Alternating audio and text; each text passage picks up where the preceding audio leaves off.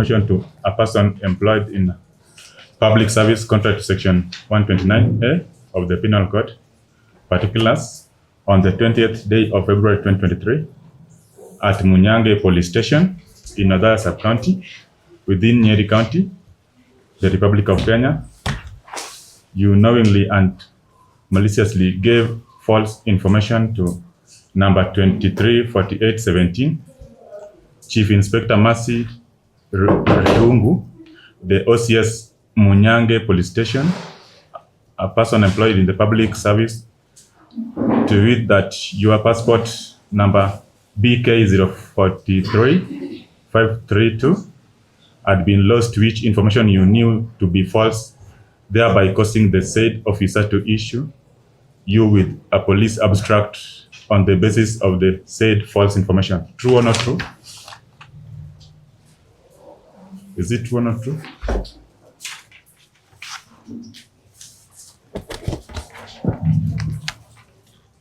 Is this the not guilty or guilty situation?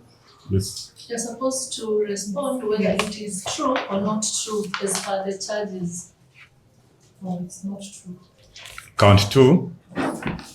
You are charged with false swearing contrary to section 114 as read with section 36 of the Penal Code, particulars on the 20th day of February 2023 at Pamki House, 2nd floor in Nyeri Town within the Nyeri County, within the Republic of Kenya, appeared before Muchiri Wagadoni, a duly commissioned advocate of the High Court of Kenya, and knowingly so a false affidavit to the effect that you are a your Kenyan passport number BK 0435 to 32 had been lost, whereas in fact you knew the said passport was not lost. True or not true? Not true.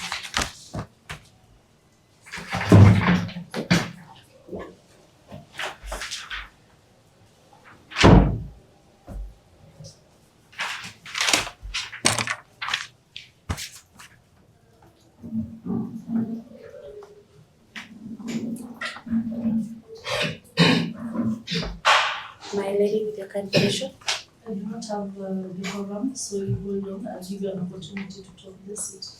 I've not even entered the plea of not guilty, just for you. Most obliged.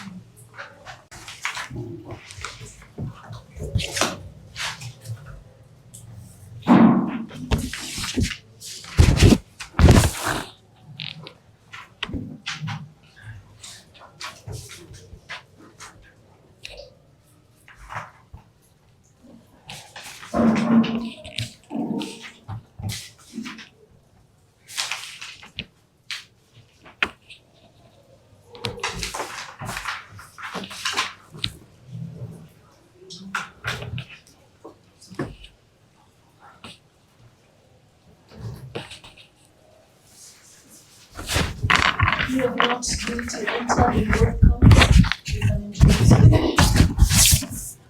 My lady, good morning. In the matter of Ms. Obuya, I do hold brief for Mr. Maloba, for the accused, and I appear alongside Ned Chemoiwa and Lemmy Kibinji. And who is the other person? For the accused.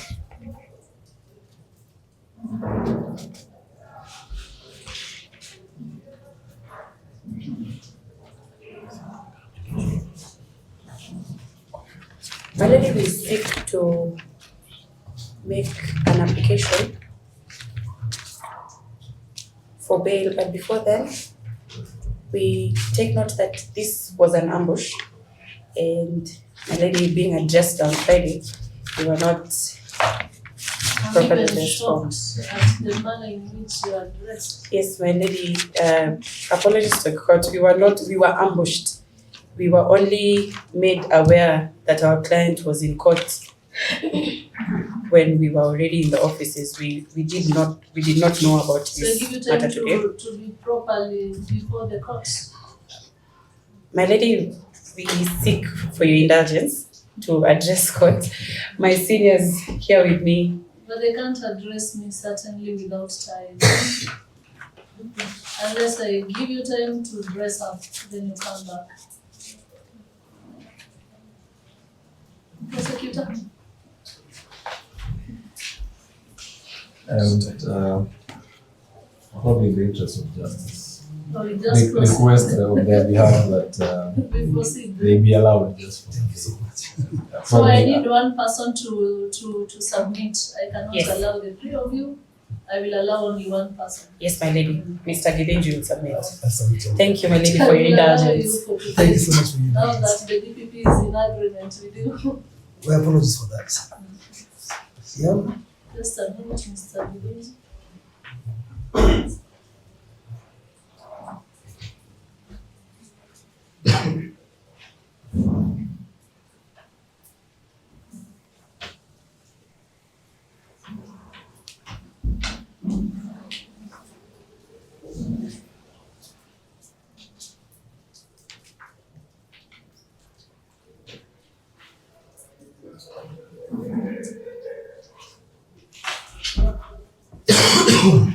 Proceed, counsel.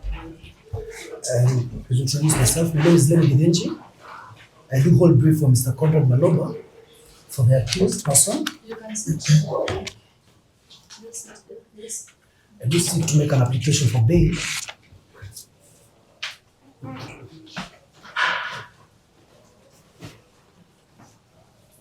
In the matter,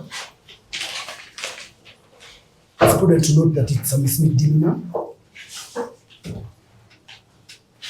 I also want to point out that the accused is currently in remand at the Langata Women's, facing a different case.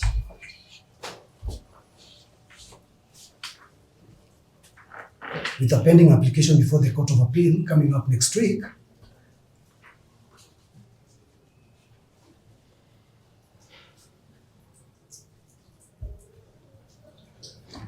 And it's a submission that this charge is employed by the prosecution bail.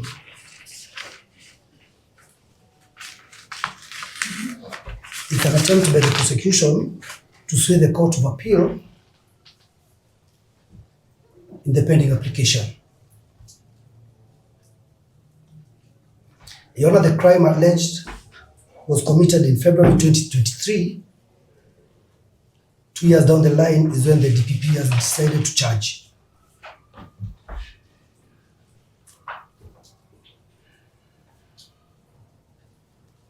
For those reasons, we do pray for favorable bail terms.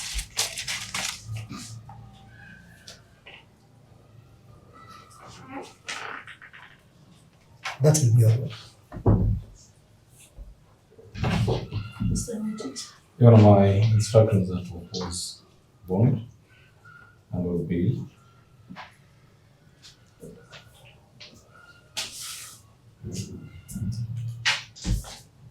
The main reason being that, as the defense has clearly informed this court, there is a decision by a superior court, the High Court in criminal case number E01 2025.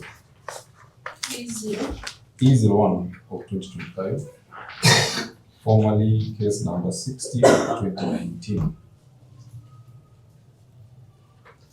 where the accused person was denied bail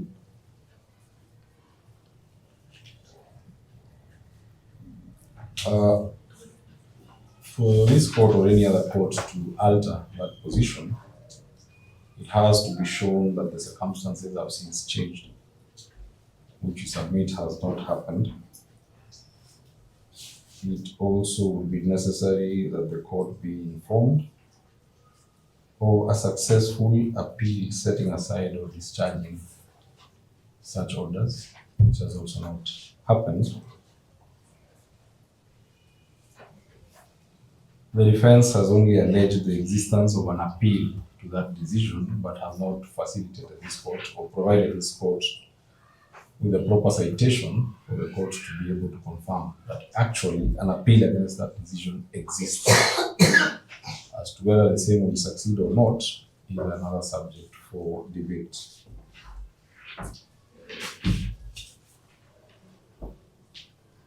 In the application for bond, the defense has alleged that there is ulterior motive for the reason that it has taken quite some time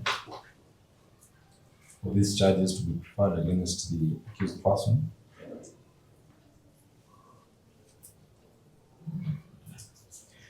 These charges were only approved this week by the Office of the Director. The time taken for investigations is never limited. And for the Office of the Director to approve charges after investigations are complete, the IO has to avail all necessary evidence to be produced before court. There were challenges in accessing this evidence. And finally, when the same was made available to the Director of Public Prosecutions, the directions charged were made.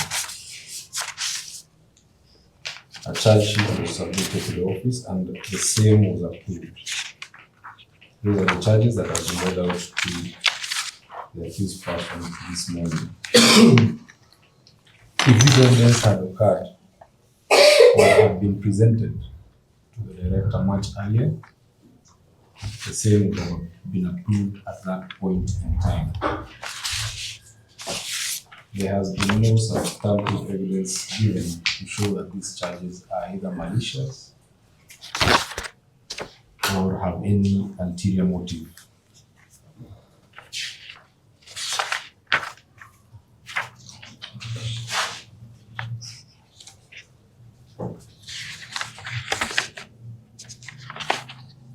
It goes without saying, Your Honor, that if an appeal actually currently exists and the same succeeds, will be open to argue when comes before this court for the matter before this court. In the meantime, I humbly request that bail be denied and all that the arguments be argued after the Court of Appeal has made its decision. On the bond terms in the matter before the High Court.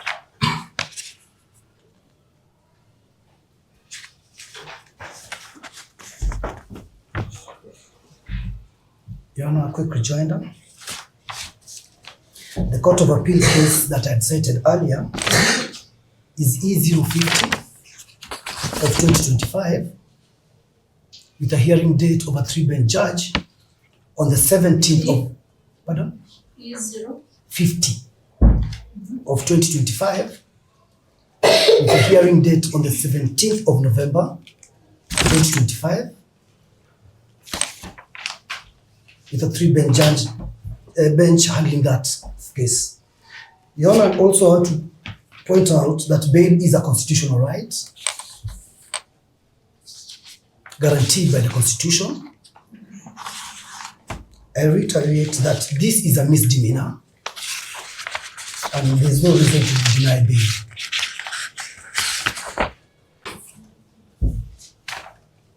I have heard you. I will give my ruling in the next 1.5 hours. Allow me to proceed with the other matters in the meantime.